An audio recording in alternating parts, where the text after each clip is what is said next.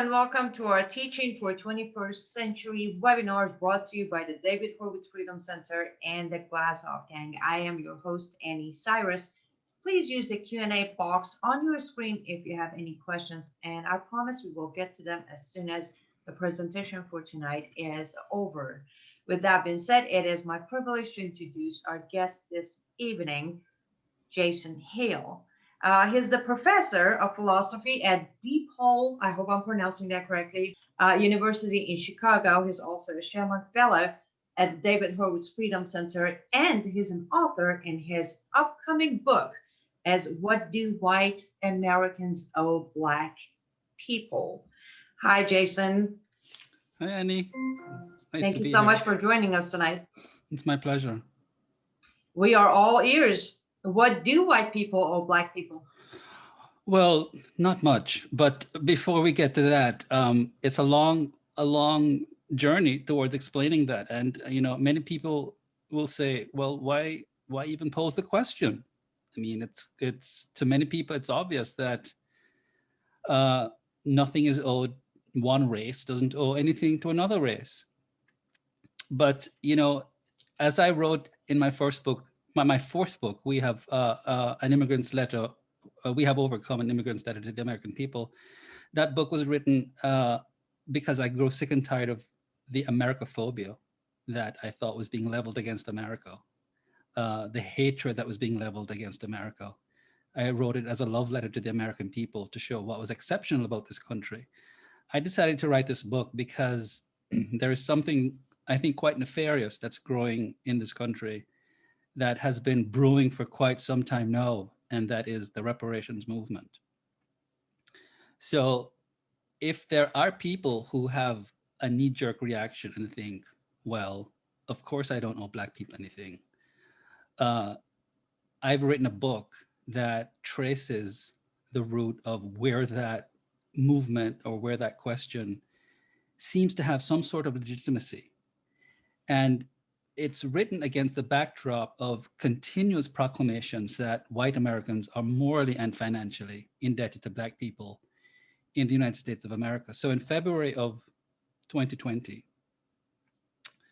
Governor Newsom of California historically made California the first state in the United States of America studying and developing proposals for potential reparations. And he affixed his signature to the proposals, and Gavin announced nationwide that in response to demands to what reparations were saying, he said, quote, and I quote him, he was quoted in several newspapers as saying, "I like the spirit of what you guys are saying. This is not just about California. This is about making an impact, a dent across the rest of the country." So apparently what Newsom was hearing was what Assemblywoman Shirley Weber, who authored the legislation, had declared boldly. And she said, even those who lived under slavery are not actual slaveholders. They benefited from the resources of their forefathers. They benefited from racism. They benefited from having white privilege in this country. And the wealth that they have amassed was on the backs, on the discrimination, on the backs of African Americans. This country has never really felt it owed African Americans anything as a result of slavery. And it does. White people owe blacks everything, close quote. So my answer to those people who say, I don't owe black people anything is, I've given an answer to this book that is a 300-page book. You had better have some sort of inoculation and some sort of answer, because when the far left and the not so far left comes after your pocketbook and reparations become not just something that pertains to the state of California, but becomes a federal issue,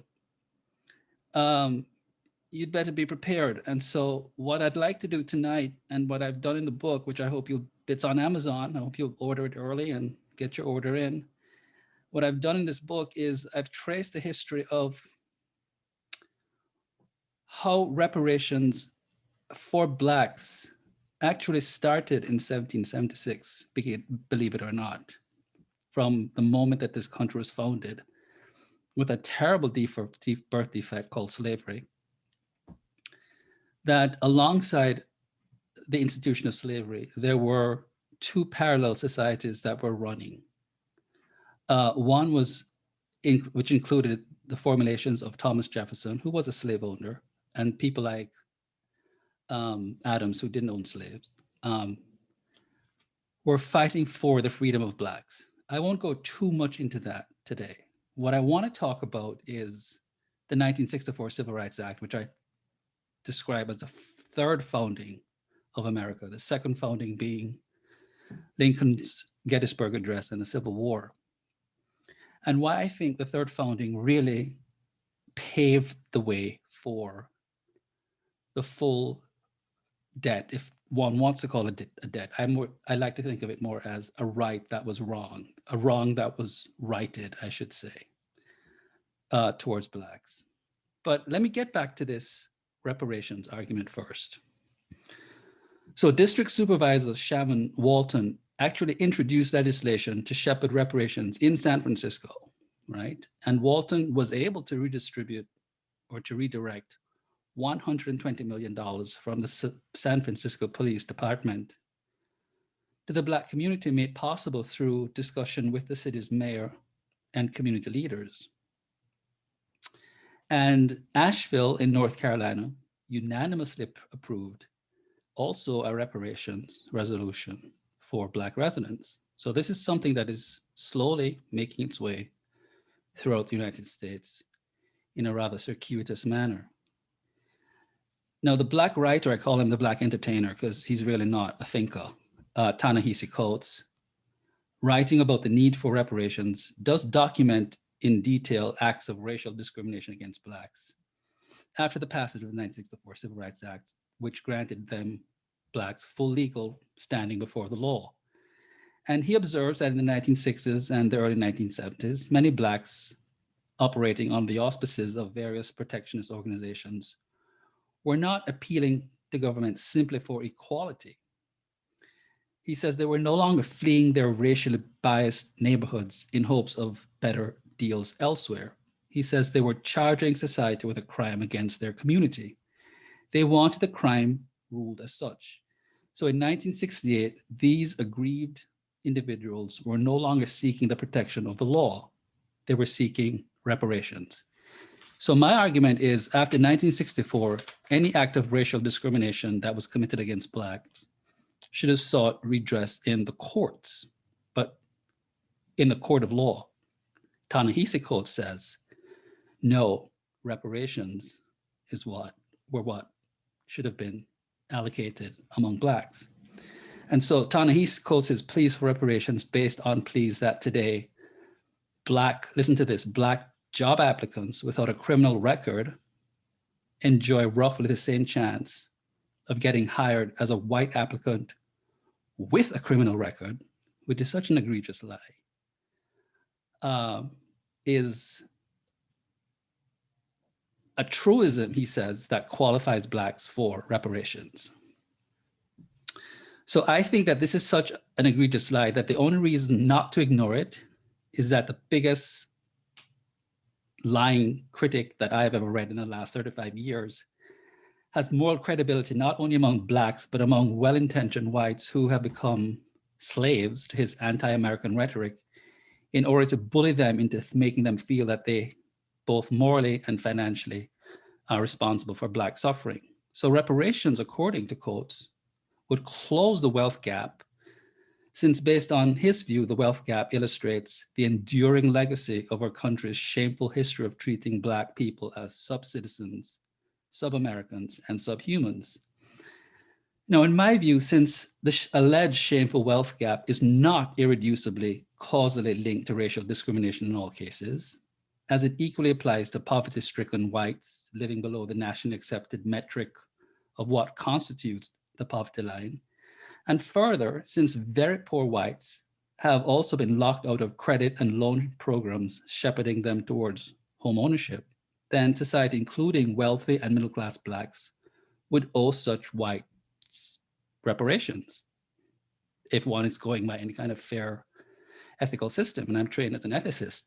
So if you're going on any kind of ethical reasoning, you would owe poor whites who are locked out of uh, home ownership, as are blacks, reparations. But black nationalism, the virtues of which he extols while condemning white nationalism, always perceived that white supremacy is not merely the work of what he calls hot-headed demagogues or a matter of false consciousness, but rather is so fundamental to America that it is difficult to imagine this country without it. So I want to make two very important points here. The discrimination against poor whites in the housing market cannot be a contender because he says white skin color cancels out any semblance of legitimate claim to victimhood. And so goes the reasoning, the poorest white can still be a white supremacist who is also racist. So those vices disqualify them from a moral hearing for their discriminatory grievances. And the new racial narcissists and the narcissism exposed in my book fail to understand the extent to the entire edifice on which the reparations arguments made lack a morally coherent foundation. So reparations for blacks, I show in this book, have been in the making, not just since the Emancipation Proclamation, but since 1776. But the reparations claims must retreat even farther, because if whites as a racial group, many of whom did not own slaves or whose ancestors arrived after the Civil War, are morally and financially, I think, indebted to blacks because of the former's racial identity, then white Americans are forever damned as individuals who happen to be white. And that's the real sort of motive behind, I think, the reparations movement. It is to abolish what they call whiteness. And I explain this phenomenon. I won't talk about it tonight because that will sort of disincentivize you from buying the book. But the real motive I want you all to understand behind the reparations movement is not just to get reparations for Black people. It is people like Ta-Nehisi Coates and Ibram Kendi and other far alt-leftists, is to abolish what they call whiteness, which really is the annihilation of white people from the face of the earth. And I explain this phenomenon in detail, how to combat it intellectually, empirically. So why do I think that the debt has been paid? Well, I think the 1964 Civil Rights Act and its subsequent amendments went as far as a free republic can go in righting an egregious wrong that was inflicted on Black people. Blacks had no business being enslaved, as no people should ever be enslaved. And the 1964 Civil Rights Act, along with the 1965 Voting Rights Act, along with the subsequent amendments like the 1972 Employment Act, granted Blacks full standing, equality before the law. America was founded on the principle of political, not economic equality. And part of what the reparations movement wants to do is to achieve equity, that is equality of outcomes, which means equal results from unequal causes. And there's something egalitarian about that that is very, very un-American. And so they want to go from equality before the law to something like equality of results, equality for all persons, regardless of talent, regardless of abilities, and to reduce all inequalities to racial discriminations, which I think, as Thomas Sowell has pointed out, is just not the case. So I think when you look at the 1964 Civil Rights Act and what it achieved what I call in my book a form of moral eugenics.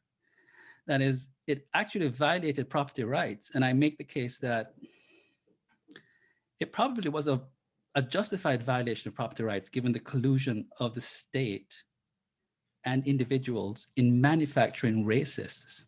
That is, there are individual whites who did not and were not racist, but had to be racist given the racist machinery that was the state. That is, if you were a white individual who wanted to rent or to sell properties to Blacks, the state prohibited you from doing so. So the state actually manufactured racists out of non-racist white people. So it was a moral eugenics program in the sense that it told white people that you cannot use your business as an extension of your living room. We're going to re-socialize your sensibilities and we're going to make non-racists out of you. And we're going to legislate how you can use your private property. With affirmative action programs, it went even farther and further, I should say, and legislated a quota system, among other things. With the establishment of Black studies, what I call victim revolutionary studies, and others have called it that, which balkanized our universities, which started the war against Western civilization, that was a form of reparations in which advocacy and activism in our universities replaced scholarship. What it gave to Blacks was a sense of autonomy and sovereignty over their educational systems. And it began what today we're seeing in the universities, which is cancel culture, activism, activist scholarship, advocacy replacing the Western canon, replacing real learning. When you have a university like Rutgers declaring that English is racist, when you have a university like University of Chicago declaring that its doctoral program will not be accepting anyone in its English program unless it is embracing Black Lives Matter and Black studies, and hinting also that English is a racist language, you see that the chickens have come home to roost. So Black studies was a form, I argue, of a form of cultural reparations given to Blacks, which has been disastrous because Black studies gave rise to other form of activist studies like women's studies, like queer studies, like Chicano studies, like all kinds of studies that were fake studies that had nothing to do with, they weren't anchored in any real disciplines. They were relativistic, they were postmodern, they were based on feelings, they were based on identity politics. And so I say that in this book, among other things, the state went far over and beyond what a free republic should have done in righting a wrong. In fact, it overextended its hand by trespassing and transgressing quite often on the individual rights of whites in atoning for the damages done to Blacks. And the reparations movement, and I'll end in about 2 minutes because I want to leave sufficient time for questions. And I don't want to, as a professor, I know that talking too long drains the attention span of my listeners. I will say that my gripe against the reparation argument is not based on the fact that it's divisive, because I think some form of divisiveness is healthy. I'm a rugged individualist. I'm a capitalist. I'm an advocate of the free market. I'm totally against the welfare system. I'm a fiscal conservative. I don't want to be in unity with communists. I don't want to be in unity with Islamic jihadists. I don't want to be in unity with totalitarians, and I don't want to be in unity with collectivists. I think in a civil manner, we can have healthy divisiveness. I think that it is unhealthy because it is based on what I call biological collectivism. It is an insidious form of racism that is blaming whites for problems for which they had nothing to do with. That is, even if one's ancestors had something to do with slavery, which empirically is untenable. It's very difficult to ostensibly point to white people today and say your ancestors were slaveholders when most of the white people today, their ancestors came after the Civil War. But even if that were the case, it has nothing to do with them. It's an inverse form of racism. And so biological collectivism is a crude form of racism that is based on chemical predestination, that is to blame someone for the sins of their fathers. If that racism were turned against Black people who commit a disproportionate number of crimes, and I as an individual who happens to be an immigrant, American immigrant, but nevertheless an immigrant who's perceived as Black, and someone were to say to me, members of your racial group commit a disproportionate number of crimes, you should feel racial shame. Think of how nefarious, specious, and evil that claim would be. I'm an individual who's never committed a crime, but members of the racial group to which I am perceived to belong to commit a disproportionate number of crimes, and I'm to feel some sort of shame or to take some sort of responsibility for it. Well, the same sort of insidious claim is leveled against white for slavery. There are no white people today who own slaves, and there are no slaves. No, there are no black people today who are slaves. So it's on ethical grounds that I primarily condemn it. And then there are other aspects of the book that go into the current members of the alt left that really talk about the abolition of blackness. And I developed later on a philosophy of a different kind of individualism that seeks to bring about radical forgiveness, even towards those whites who might be racist, but why a radical form of forgiveness is better than bitterness and divisiveness, a spirit of generosity and radical forgiveness, which breeds a different kind of ethos for the individual who might even be harmed by racism today, is a much better way of living. But that's all explained in subsequent chapters of the book. And perhaps I should just end here, and it's better to entertain questions. Thank you very much. No, thank you. And I'm so happy you ended on that note, because somewhat irrelevant, but trust me, I'll stretch it enough to make it relevant. Today, February 11th, 42 years ago today, this very day on February 11th, the Islamic revolution of my motherland, Iran, was completed.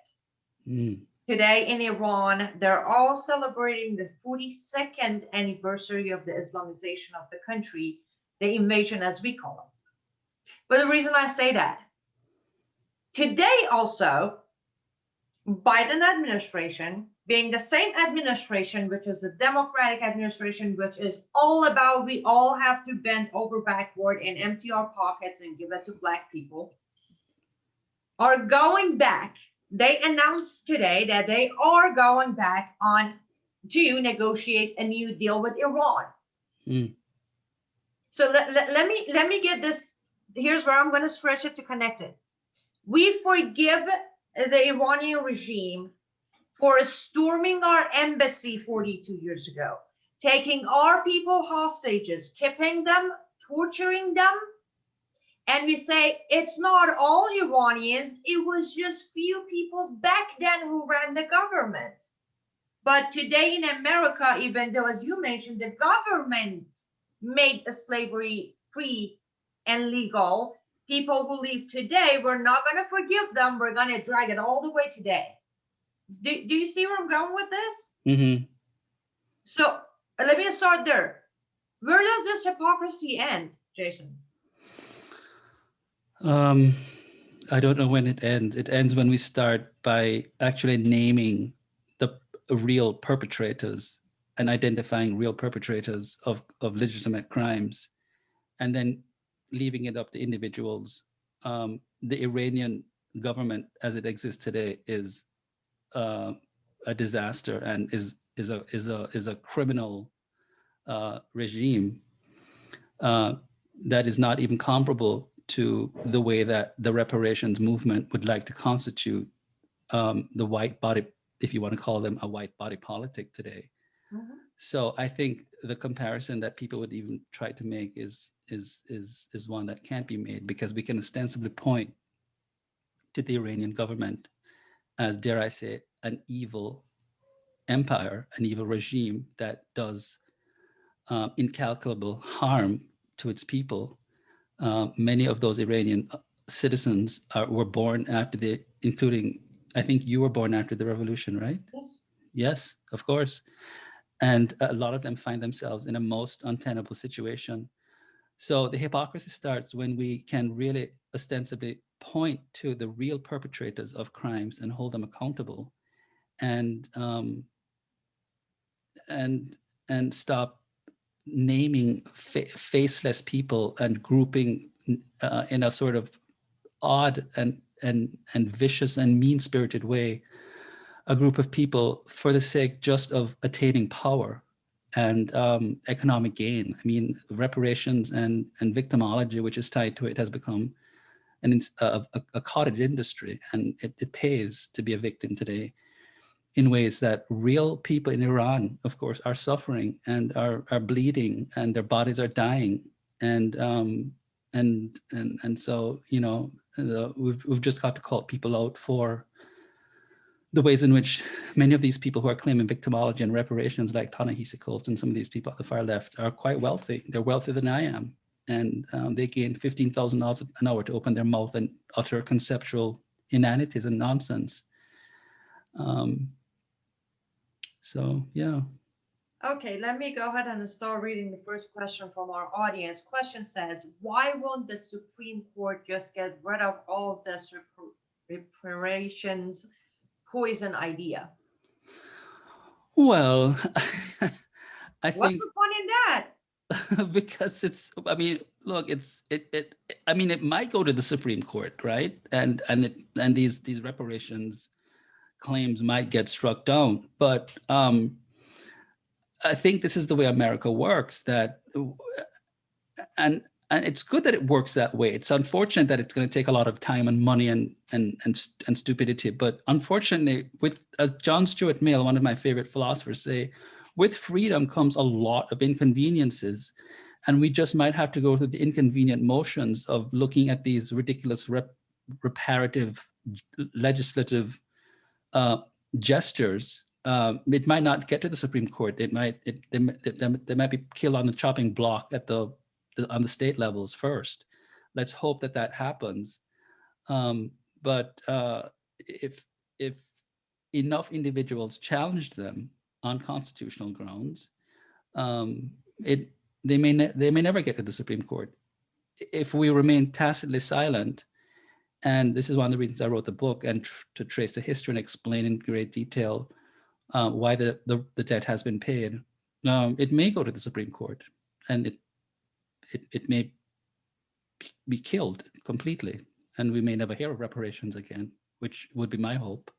That would be somewhat sweet. But here's the next question. At the University of Michigan, women's studies began around 1975, before Black studies. I was there. How do we get universities and colleges to see that error of their ways?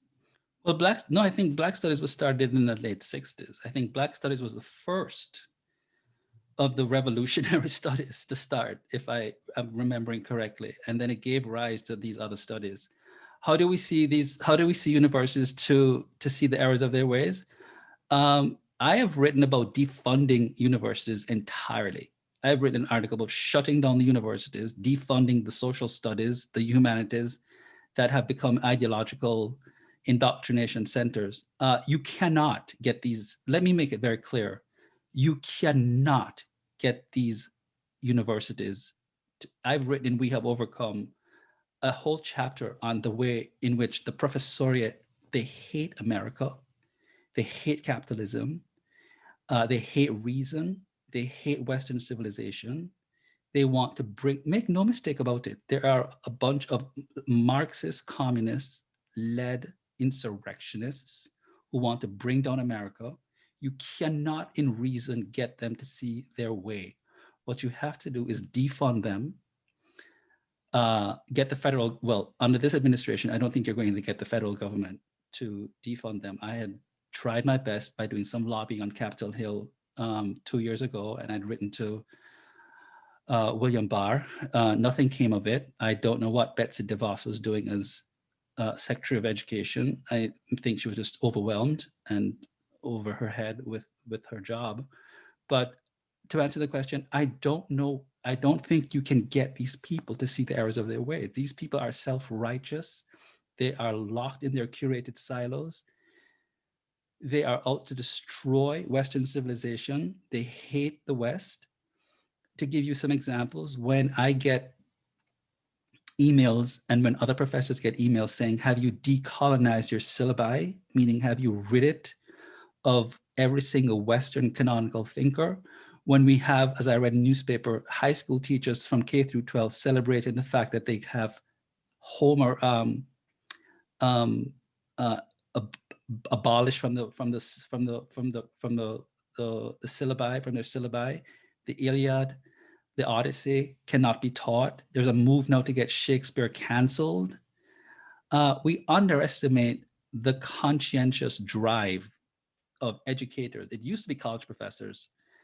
What we do, first of all, is we make a move to abolish the teachers' unions in this country, abolish public education to begin with, because that's the problem, privatize all the schools, move for charter schools, recognize the national security threat that public education, and I used to be an advocate of public education, believe it or not, but now, after having been in the university system for 25 years and teaching students who are the recipient of public education and seeing how ideologically indoctrinated they are, how they come in with a hatred of reason, of logic, of capitalism, of America, I think that the biggest enemy in this country today are state-sponsored schools. And the teachers unions pose innumerable threats to this country. But you cannot get them to see, because they don't believe in reason, they don't believe in argumentation, they don't believe in evidence. These things they characterize as the constructs of white, racist European males. Reason is a construct of European racists. Logic is a construct of white European racist males, right? All that matter to them are feelings and their identities and preserving their identities. That's a scary thought. I mean, education system is supposed to help the next generation and build the next generation. But let me ask you this. At the beginning, you mentioned, which I'm aware most of our audience are, but I'm not aware of details. So you said Gavin Newsom decided to open the Pandora's box, right? Mm-hmm. Would you please give us a little bit of detail? How is it going to work? What's the detailing there? The thing is, they have no details, and they have no details. I mean, this is why when Coates and people on the alt left talk about reparations, they never talk about the details, because if they talk about the details, they realize that a significant number of Black people are going to have to be taxed. So they often talk about land distribution. They really never talk about strategic details of how reparations will really work. So we don't know what the nature of them are. Right? We really don't know what the nature of it would look like. I mean, so when I'm asked what would reparations look like, I'm like, well, reparations for everybody, like abolish income tax, like Nevada or the state of Tennessee, no income tax for everybody, or tax credit for education, school vouchers. So childcare is very, very expensive for most working people in this country. It's about $350 on average for the average working families to send a child to daycare. Don't tax them on that income, right? Less tax for everyone. Reparations for everyone, for all Americans. Fewer taxes. I've been reading and I've tried to, because this is what I do. I research, right? I'm a researcher, so I try to go through and say, okay, what strategy do they have? Well, one strategy that Black Lives has come up with is free education for all Blacks. That's one form of reparations. Free education for all Blacks. Well, here's a follow-up question. That's actually multiple people ask this question. Now, how do we decide who are the Black people? So is it like 100% Black? If it's like, because I actually have a dear friend of mine whose father is Black and her mother is Iranian, so it's a Black Iranian mix. How do we sort that out? I don't know. I just did my DNA and I found out that I'm 45% Black, 42% European, 10% Pakistani and East Indian, and the rest of it is Indonesian, Thai, and Burmese. And then guess what? I've got some Neanderthal thrown in there, and the European part is Jewish and so on. So yeah, and I'm from Jamaica. So so yeah, right. And I always thought I'm the complicated one. Yeah, I'm a real mutt. So yeah, do I qualify for reparations? Well, no dignified person would ever accept it. I mean, that's a good question. I mean, would Obama's children qualify for reparations? I would hope not. You know, I mean, I've heard people on the alt left say it's every single black person, it's every non-white person because of this idea of white privilege that is, and this is where I think it gets really nefarious, Annie, is that even because I've said to people, okay, I have 4 college degrees, including a PhD. I have 2 undergraduate degrees, a master's, and a PhD. So I have a lot of educational privilege. I have taught in 5 universities now. I've been at DePaul for 20 years, but I've taught uh, poor white kids from the cornfields of Indiana who have had no teeth, no access to medical care. And I've gone and tutored them free of charge on a Sunday morning because they're failing my classes. You know, I'm like looking and trying to find like where's their white privilege really. Um, but the argument is that any person who's and I've heard that they still have white privilege. I'm trying to find it. I mean, like, where did those kids who live in trailer parks? I mean, I jump in my truck and I drive to my fabulous condominium in St. Louis. And, if anyone messes with me or any racist messes with me, I've got the resources to hire a lawyer to sue the hell out of them. There goes my educational privilege and my black privilege, right? So the idea is somehow to answer your question seriously, to get back to being serious. A light moment there. The question is, how do we decide? For these people on the far left, it's anyone who's not simply non-black, because if you're non-black, it means you don't have, if you're non-white, I should say, it means that you don't have white privilege. Once you are white, you have automatic white privilege and you are exempt from reparations. That's the argument that they give. Got it. Okay. Um, I actually enjoyed that. Um, I think that the first part of your answer was actually more rational than the rest of the answer, but I don't normally expect much rationality or making sense from the left. Um, you brought up you said that you can sue them if they mess with you. We discussed this yesterday. I want to bring it up so our audience can hear about it too. Unfortunately, you are in my prayers and everyone else who's facing problems like you. But you informed me that you are under investigation for sexual harassment and sexual discrimination. Can you tell us more about that? Well, it's more potentially sexual discrimination because I made a tweet on Twitter in response to Joe Biden's horrific destruction of women's sport by withholding funds from schools that disallow trans women who are biological men from competing with women's sport. So I said the tweet I made was trans people should be um, trans people should be treated with dignity, as should all individuals. Agreed. But I said that trans women who are biological men should not be allowed to compete with women on women's teams because they enjoy the privilege of male strength, and that this was a misogynistic move and it is a declaration of war against women. Apparently, the student trolled my Twitter account and made some comment that I said that we were going to be discussing in class whether a trans woman who's a biological male could be a real woman. And so there was, as usual, when I get into trouble all the time for making these controversial claims. I guess since she lodged the claim, she claimed to be trans, I guess, and lodged a claim, which potentially puts me under some kind of scrutiny. I don't know the details. That if a student lodges a claim like that, one is potentially put on an investigation for discrimination. I haven't heard anything. I suspect nothing will come of it. Nothing had better come of it. I have a team of lawyers that are ferocious, and I am pretty ferocious, as everyone knows. But this is the state of affairs that we're in, where you cannot make a statement like, trans men can't give men can't give birth.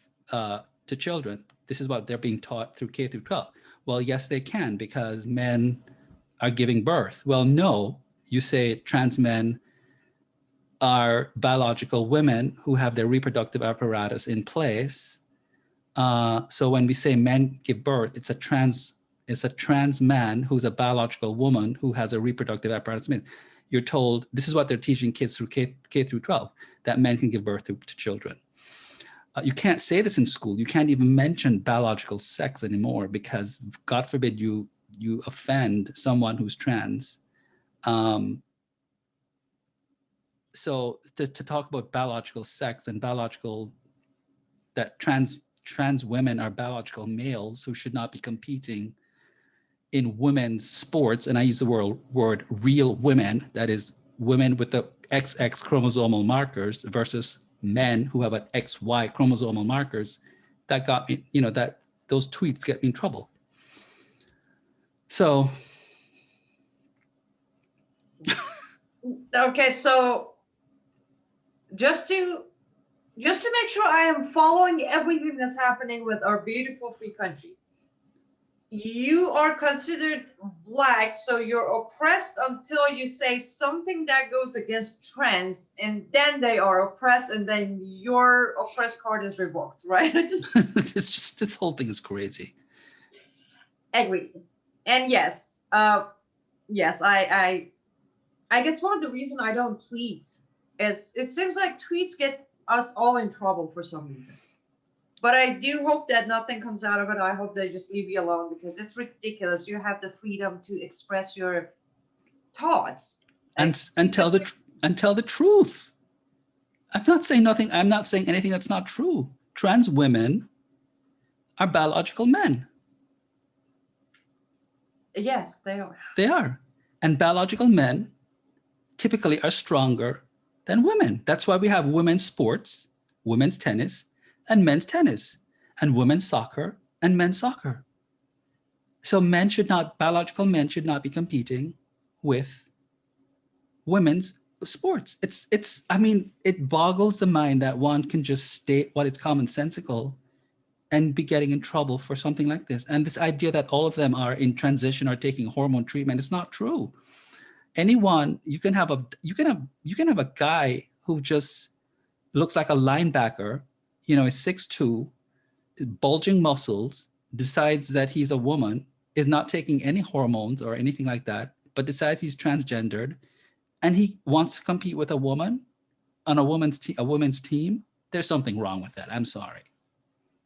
Agreed.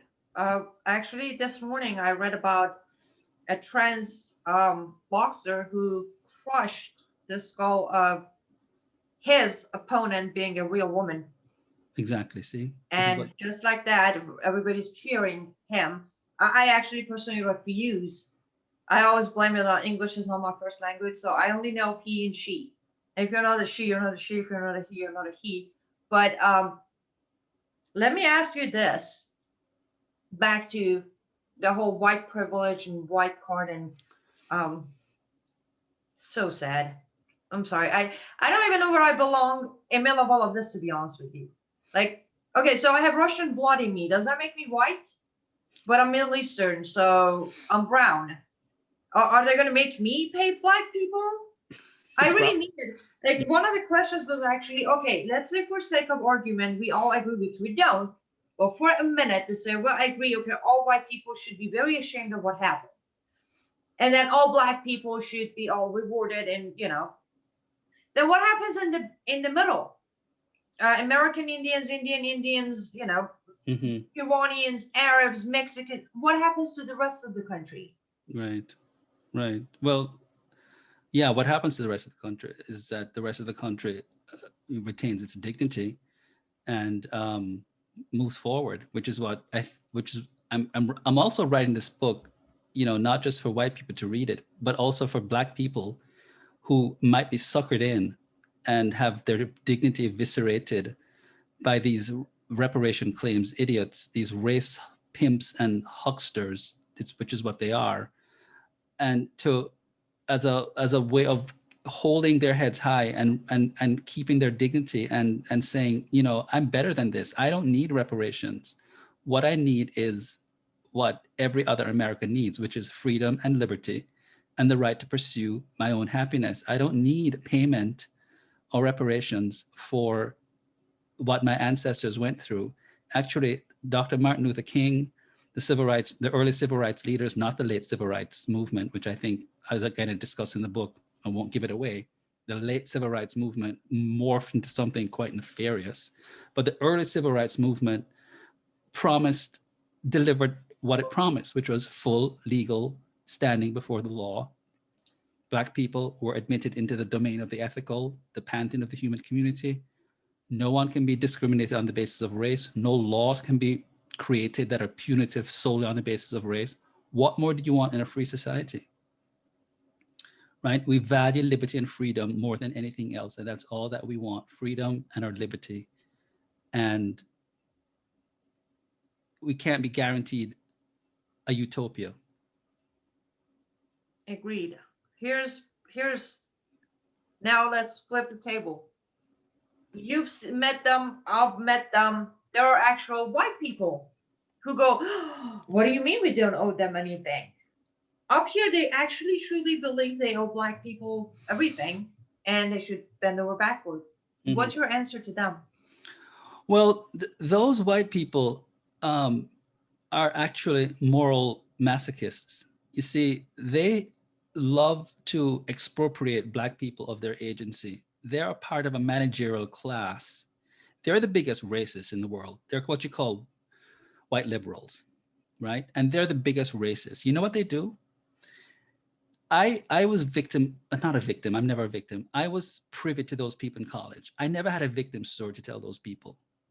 So I came from Jamaica with $120 in my pocket, but I came from a middle class family. But it didn't matter. I still came as an immigrant with my family.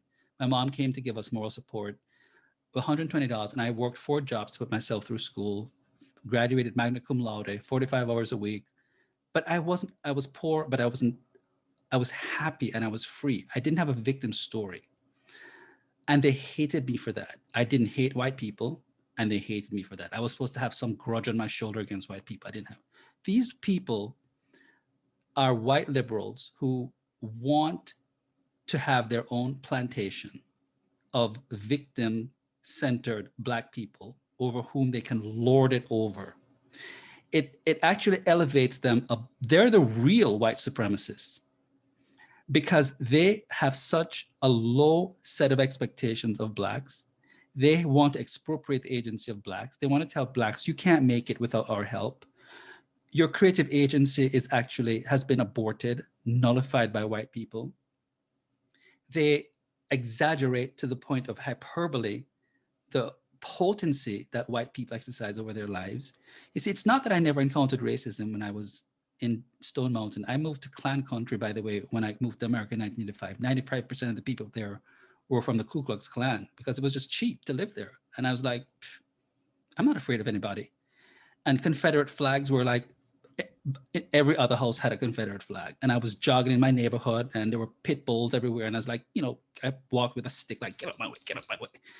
And nobody bothered me. And if I encountered racism, I was like, you don't get to call me boy because I'm 21 years old. Do I make myself clear to you? And I had a way of pointing my finger and like, and I was like, you will call me by my name, Jason. And they were like, some of them were like, yes, sir. I'm like, that's right. Yes, sir. And I went on jogging.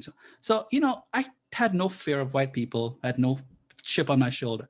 And they kind of resented me for it because deep down, they wanted that kind of, to exercise that kind of lordship. So I say to those people, go away. Black people really don't need you. They never did. If you think you owe something to Black people, it means that you really must be guilty as charged. But be very wary of those kinds of white people who think that white people as a race owe Black people something. It's not that they have a guilty conscience, it's that they have a managerial class conscience.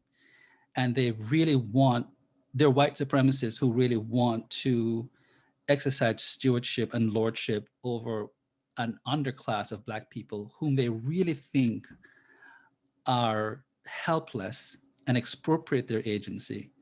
Those are the white people who would call me when I was in college uppity. It wasn't the conservatives who are radical individualists and would always say, "Oh, I don't see race," and it would annoy me. But I understood what they were saying. I don't see race. Those are the people who would say, "Oh, he's uppity," right? It's those people, the white liberals, who need to see black people as black people, not as individuals. And that's the answer I would give to them. Just go away. Go away. Wow. Thank you for sharing that. That's pretty sad but powerful to know because I never understood them. Yeah, the most threatening thing to them is to see an independent black person who says, "I really don't need your help. All I need for you is to stay out of my way and do not place any obstructions in my path that I place in order to enhance my life."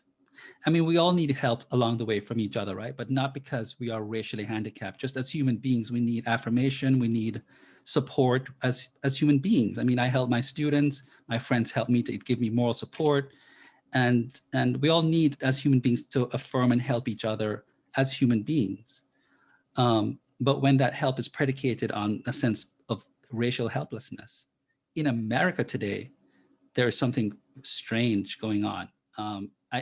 My sense is that if you are a black person and you graduate from high school and you do not have a child out of wedlock and you get a job, you're going to be okay. This is America. Agreed, 100%. Okay, Jason, here's the last question for you, and I'm going to put up your book cover on the screen for everyone to see again. Where can people find you, follow your work, and when and where can they get your upcoming book?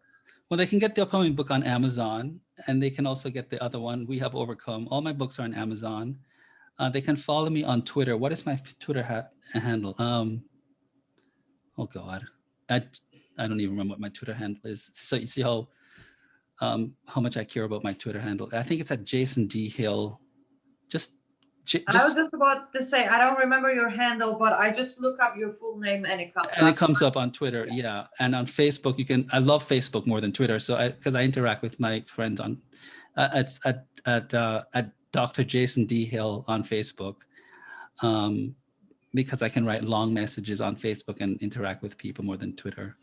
Um, so you can get the books on Amazon and yeah, let me just say it's been such a pleasure being part of um, the Horowitz Freedom Center. It's great to be able to write columns and to interact with the readers, and the responses from the readers have been always great, and the respect I get from working with David and Jamie and yourself occasionally. It's just been I feel so blessed, really. And we are very privileged to have the chance to have you as part of the team. And it's always a privilege for myself to host you on these webinars. And thank you for your time, for your wisdom. And I personally look forward to reading your book. As we say in Farsi, I love your pen, which means I love your style of writing. Thank you. Of course. And for those of you who have stayed with us until now, or those who might watch this later on YouTube, thank you so much for joining us. And remember, these webinars are brought to you by David Horowitz Freedom Center and the Glazov Gang for free. So if you'd like to support these webinars, all you got to do is go to frontpagemag.com and consider making a 100% tax deductible donation. With that being said, stay safe and goodbye.